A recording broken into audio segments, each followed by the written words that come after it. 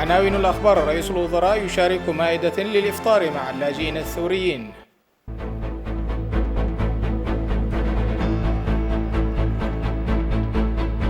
السفير دينا مفتي يدلي بيان صحفي أسبوعي تناول فيه الأنشطة الدبلوماسية للبلاد.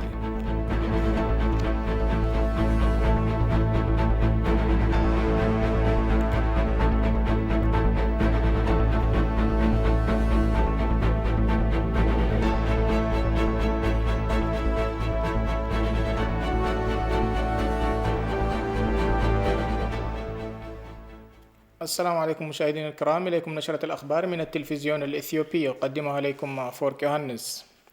قام رئيس الوزراء الدكتور أبي أحمد في استضافة للاجئين السوريين في القصر الرئاسي، بالإضافة إلى الشخصيات العامة والناشطين الإثيوبيين باللغة العربية. وفي رسالة نشرها رئيس الوزراء على صفحته على مواقع التواصل الاجتماعي، قال فيها: إننا نتقاسم الإفطار الرمضاني مع إخواننا وإخواتنا اللاجئين السوريين المقيمين في إثيوبيا. وأوضح بأن الحدث يذكرنا بالتاريخ المجيد للأيام الأولى للإسلام، عندما استقبل أسلافنا أقارب وأصحاب النبي صلى الله عليه وسلم الذين هاجروا إلى الحبشة. وقال: أنا فخور بهذه المناسبة التي جمعتني بإخوتي السوريين. نريد أن يهتم شعبنا بإخواننا وأخواتنا اللاجئين بشكل إنساني، وخاصة جيل الشباب. وأضاف قائلا أن هذا الوضع كما في الماضي يؤكد من جديد رغبتنا القوية وإيماننا بالعيش في صداقة ومحبة وسلام مع الأمم والشعوب الإسلامية العربية. وشكر السوريين المشاركون في مائدة الإفطار رئيس الوزراء والشعب الإثيوبي على كرم الضيافة.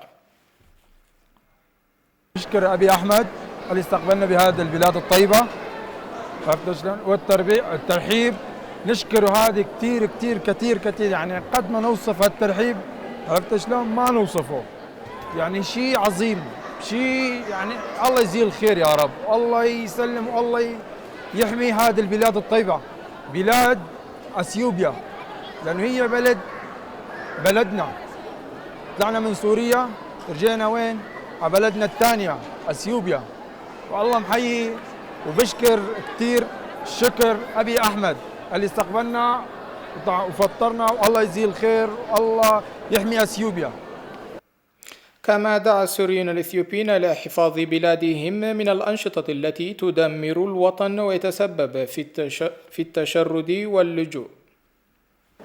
أنا أنصح الشعب الأثيوبي أن يعني ما يسوون مثل أي دولة، يعني مثل أي شعب مظاهرات ويخربون البلد. يعني أنا أتمنى أن هذا البلد الأمن والأمان، يعني وما يصير أي شيء يعني تشتت بالشعب وبالنظام. يعني الأثيوبي عن جد يعني دولة كثير زينة، وشعبها كثير كويس، ودولتها كثير زينة والله، يعني يساعدون الفقراء، وجزاكم الله خير. قال رئيس الوزراء الدكتور أبي أحمد إن للمواطنين دورا لا غنى عنه في منع أعمال العنف التي تسبق وتعقب الانتخابات. وقال إن المشاركة النشطة للمواطنين في الانتخابات أمر حاسم لخلق نظام ديمقراطي في إثيوبيا. كما أشار إلى أنه يمكن للمواطنين ضمان مشاركتهم بشتى الطرق في إجراء انتخابات شفافة، فضلا عن التصويت في صناديق الاقتراع. وقال أنه من الممكن مساهمة المواطنين من خلال منظمات المجتمع المدني بنصيبهم في جعل العملية الانتخابية شفافة وذات مصداقية.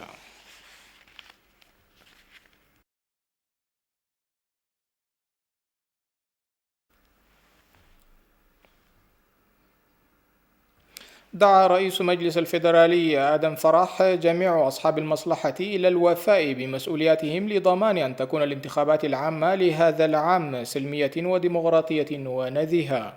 كما دعا المواطنين إلى ممارسة حقهم الدستوري في التصويت والمشاركة في الانتخابات، وحث الحكومة الفيدرالية وحكومات الولاية على القيام بدورها. وقال آدم إن المجلس الفيدرالي بصفته وصيا على الدستور يقوم بأنشطة مختلفة لضمان سير الانتخابات وفقا للدستور. وأوضح أن الأحزاب السياسية المشاركة في الانتخابات يجب أن تتنافس على الأصوات من خلال تقديم بدائلها سلميا، مضيفا أنه من الضروري العمل معا في القضايا المشتركة التي تجمعنا كأمة.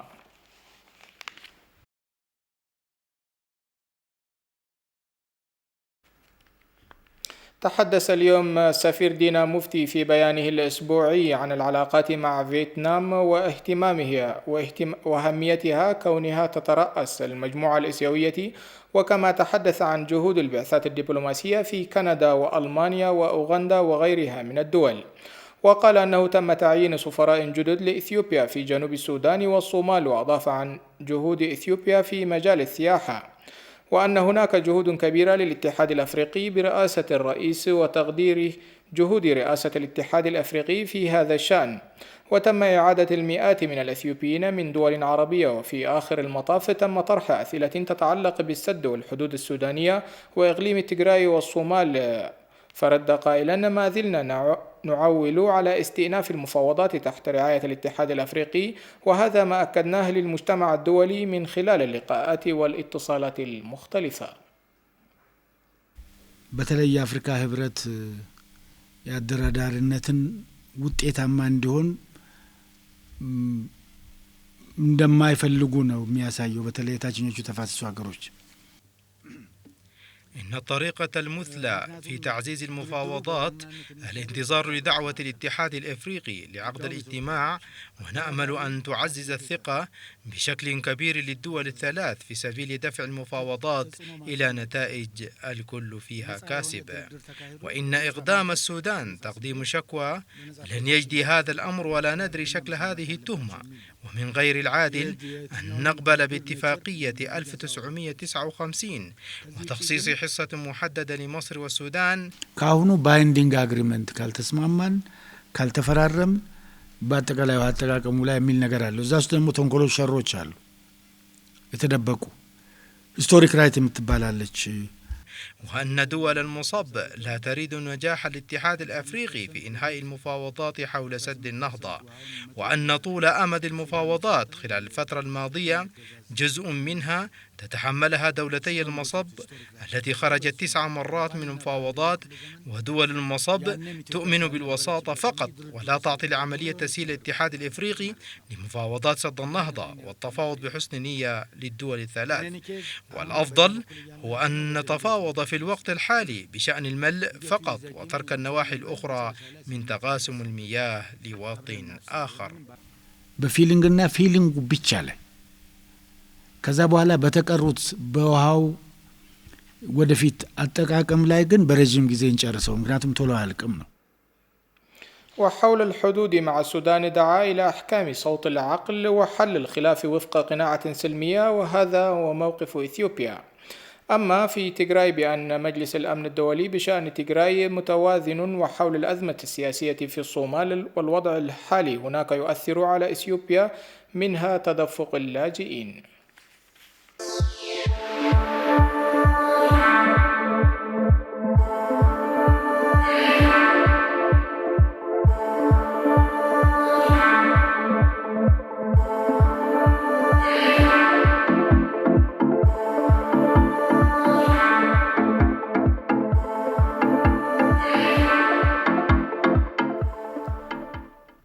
في لقاء حصري أجرته هيئة الإذاعة والتلفزيون الإثيوبي قسم اللغة العربية مع السيد طلال ناجي ناشط في الشؤون الإثيوبية، وأوضح بأن إثيوبيا قدمت تسهيلات كثيرة وتنازلت بفتح حوار ونقاش مع دولتي المصب، ولكنها ما زالوا متمسكين بنقطة لن تصلوا لأي حل جذري.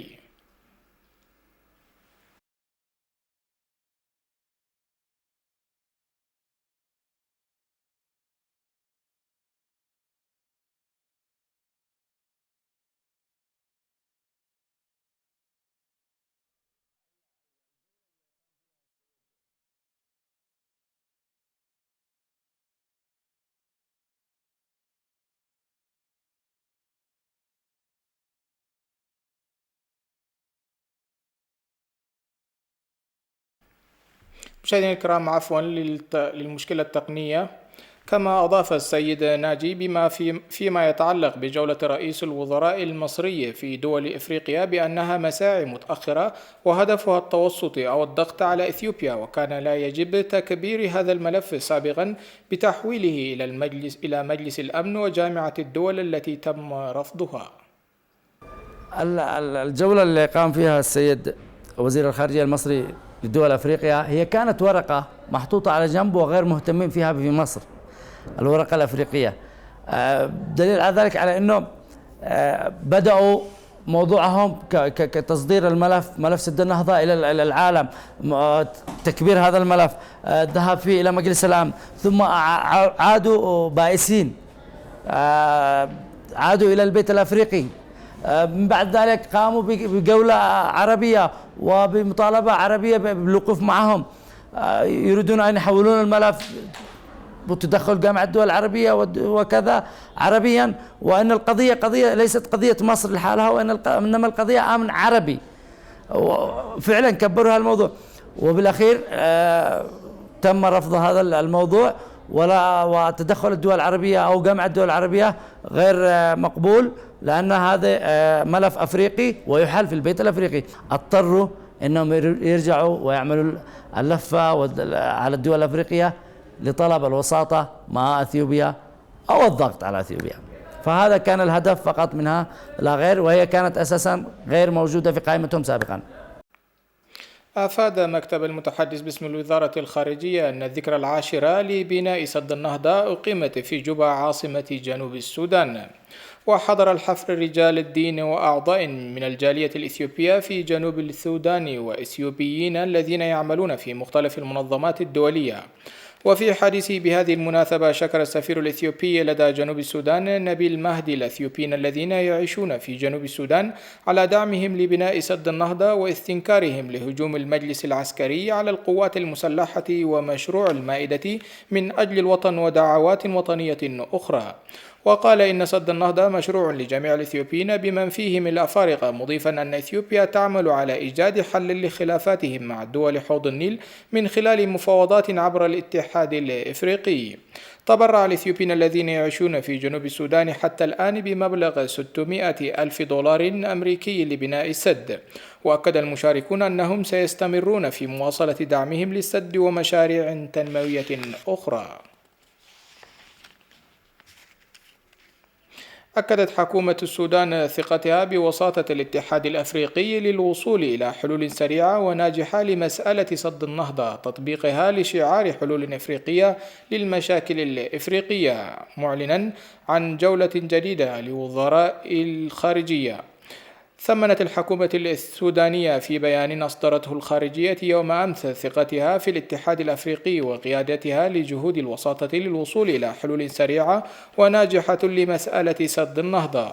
وفي هذا الإطار أعلنت حكومة السودان أن وزير الخارجية مريم الصادق المهدي ستقوم بجولة خارجية على رأس وفد تضم جمهورية الكونغو الديمقراطية، حيث ستتلقى في كينشاسا الرئيس فيليكس شيكيسيدي رئيس الوزراء الحالي للاتحاد الأفريقي، تأكيدا على موقف السودان الداعم لرئاسة الكونغو لجهود الوساطة للتوصل إلى حل عادل ومرضي لكل الأطراف.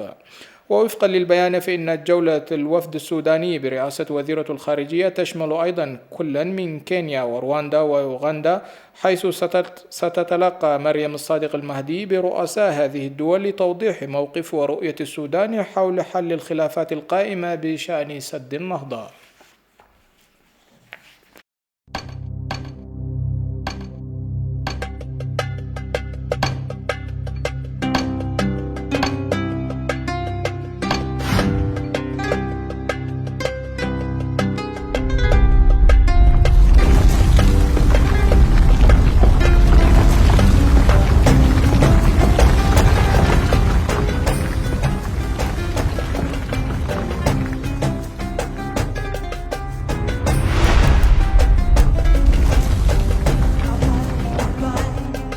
أنا أثيوبية وأنا متشوقة لأرى سد النهضة. أنا إفريقي وأنا أؤمن بالتضامن في استخدام الموارد المشتركة. والنقطة الثانية أنا بنستخدم الكهرباء في الموارد الكهربائية لمحاربة الفقر والتخلف، وهذا هو هدفنا ليس أكثر من هذا. وأرجو أن تفهمونا جيدا، نحن لا نريد الضرر للآخرين وإنما نريد التعاون معكم.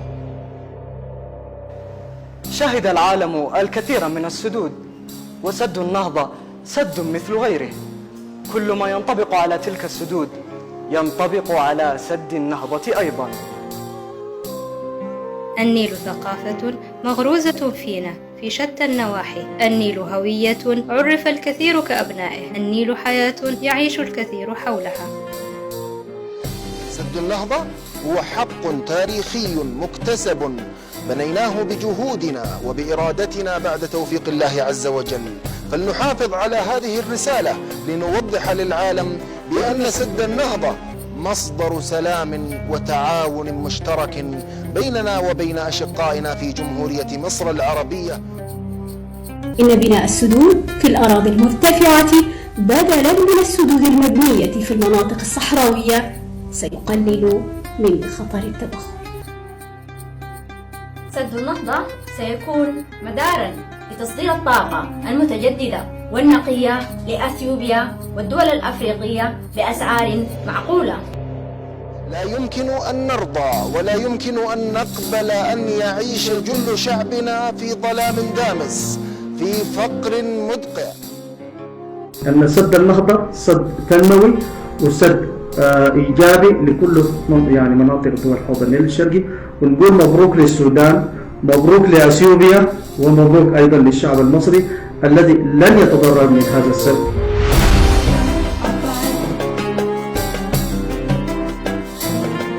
يجب أن يكون النيل مصدر للوحدة، دافعا للتطور وساحة للسلام.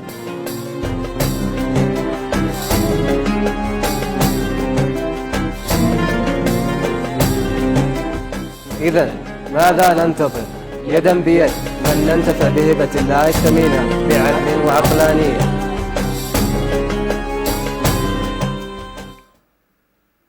مشاهدينا الكرام، ما زلتم تتابعون نشرة الأخبار من التلفزيون الإثيوبي. تم جمع أكثر من 41 مليون بر للمشاريع الوطنية والدعوات الوطنية الأخرى بالتنسيق بين بعثتي برلين وفرانكفورت في ألمانيا. وقالت وكالة المغتربين الإثيوبية أنه تم جمع أكثر من 41 مليون بر في الأشهر التسعة الماضية خلال أنشطة قام بها أعضاء جمعية المغتربين الإثيوبيين في برلين وفرانكفورت بألمانيا، وكذلك في جمهورية التشيك وبولندا وأوكرانيا وسلوفاكيا، بهدف تقديم الدعم لبناء سد النهضة ومكافحة انتشار كوفيد-19 ومشاريع وطنية أخرى.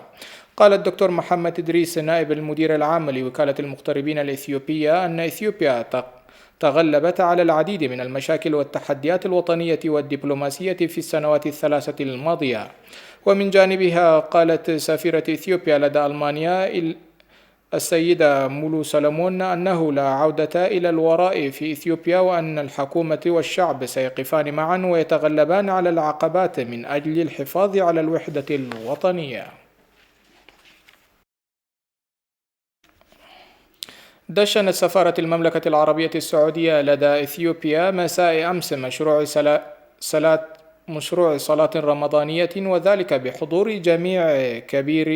جميع كبير من السفراء والجاليات العربية وممثلين من المجلس الأعلى للشؤون الإسلامية ومنظمات المجتمع المدني. للمزيد من التفاصيل الزميلة رحمة محمد لديها المزيد. أقامت سفارة المملكة العربية السعودية مساء أمس مائدة رمضانية تدشينا لمشروع السلة الرمضانية المهداة من خادم الحرمين الشريفين الملك سلمان بن عبد العزيز حفظه الله ورعاه. وقد حضر مراسم التدشين جمع كبير من أعضاء السلك الدبلوماسي السعودي وممثلين من الحكومة الفيدرالية والمجلس الأعلى للشؤون الإسلامية في أثيوبيا. وخلال حفل التدشين قدم سفير المملكة العربية السعودية كلمته التي شكر فيها الحضور وأعلن عن افتتاح هذا الحفل رسميا.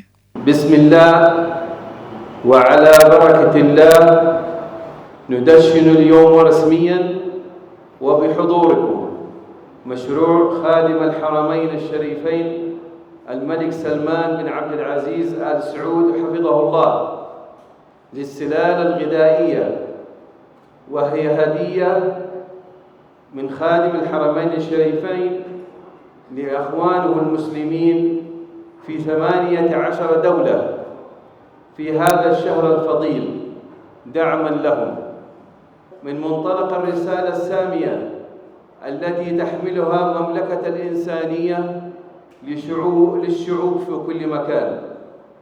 ونحن بسفارة المملكة وبالتنسيق مع الملحق الثقافي نتشرف بتنفيذ هذا البرنامج. يهدف هذا المشروع إلى رعاية الأسر الفقيرة والمحتاجة والأرامل والأيتام لإدخال الفرح والسرور إلى قلوبهم. ومن جانبه شكر مدير إدارة المراسم لوزارة الخارجية الإثيوبية السيد فيصل علي على هذه الهدايا المهداة، وذكر عن عمق العلاقة الإثيوبية السعودية.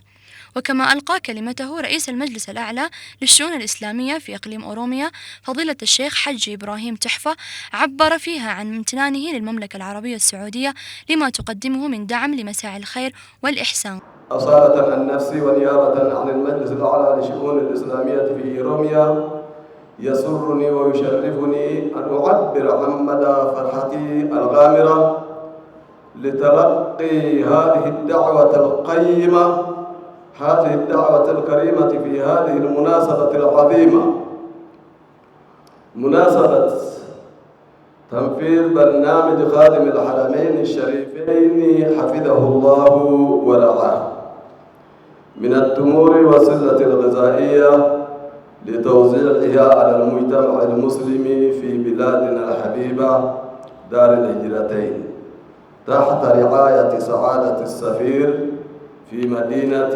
أديس أبابا، أن فيضان خيرات المملكة العربية السعودية وأياديها البيضاء في خدمة الإنسانية والإسلامية ما زالت تتضاعف يوما بعد يوم، وذلك ليس بغريب ولا جديد في ربوع العالم عموما وفي بلادنا الحبشة خصوصا.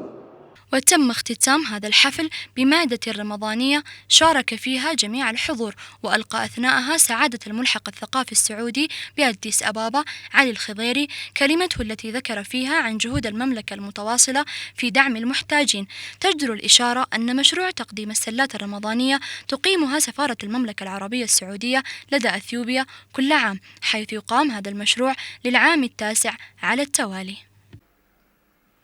مشاهدينا الكرام، قبل نهاية نشرتنا الأخبارية فلنذكركم بأهم العناوين. رئيس الوزراء يشارك مائدة للإفطار مع اللاجئين السوريين.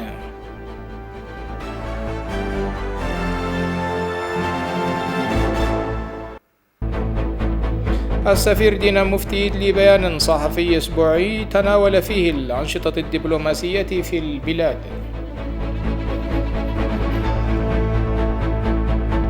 مشاهدينا الكرام، بهذا وانتهت نشرتنا الأخبارية من التلفزيون الإثيوبي. كنت معكم مافورك يوهنس، وإلى اللقاء.